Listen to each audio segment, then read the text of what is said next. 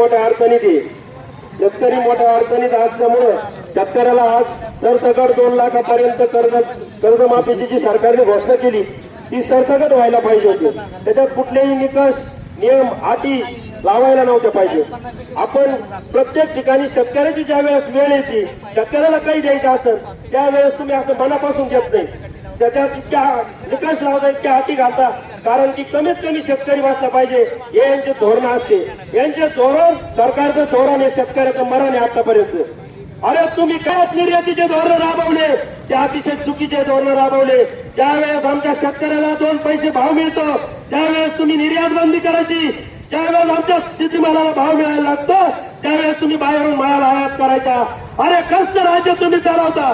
मी या फडणवीसांचा जाहीर निषेध करतो. आज तुम्हाला सांगतो आज शेतकरी हा जगाचा पोशिंदा आहे.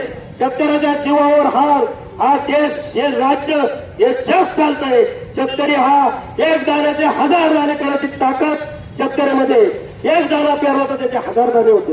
अरे कुठली कंपनी आहे आज ही जर आपण बजाज कंपनीचे ऑटो रिक्षा आहे. या बजाज कंपनीचे ऑटो बनवायला जर 1 लाख रुपये खर्च आला तिने कधी 50,000 विकली का? कधी असं कधी झालं का? पण आज आमच्या कांद्याला खर्च आला 1 लाख रुपये एकरी. आमच्या कांद्याला भाव मिळतो 500 रुपये. आमच्या कांद्याचे पैसे होत आहेत 50,000 रुपये. असं कोणता नियम काढलाय कोणता न्याय काढलाय? आणि म्हणायला म्हणतो का कृषी प्रधान देश आहे जगाचा पोशिंदा आहे शेतकरी राजा आहे. अरे राजाचा रंग करून टाकलाय तुम्ही या आताच्या नौटंकीबाज मुख्यमंत्र्याने. अरे तुम्ही काय सांगितलं आम्हाला शेतकऱ्याचा 7-12 करूया कोरा कोरा कोरा. असं फडणवीस साहेब तुम्ही बोलला होतात का? मग ह्याच कोरा करू राहिले का?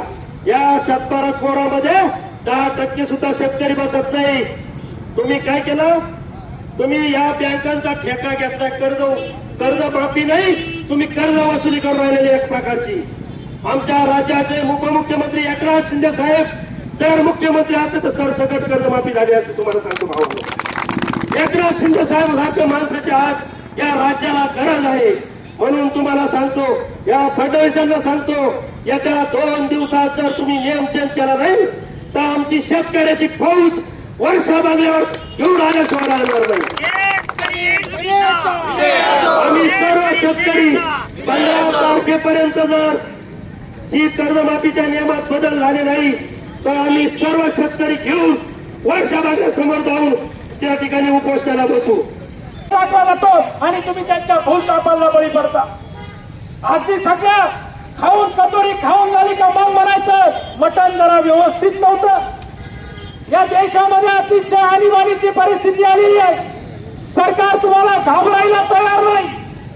तो उठतो तो तिकडे जाऊन प्रवेश करतो. त्यांची सुद्धा चूक नाही कारण शेतकरी सुद्धा त्याच्या प्रश्नावरती त्यांच्या बाजूला विरोधात उभा राहायला तयार नाही.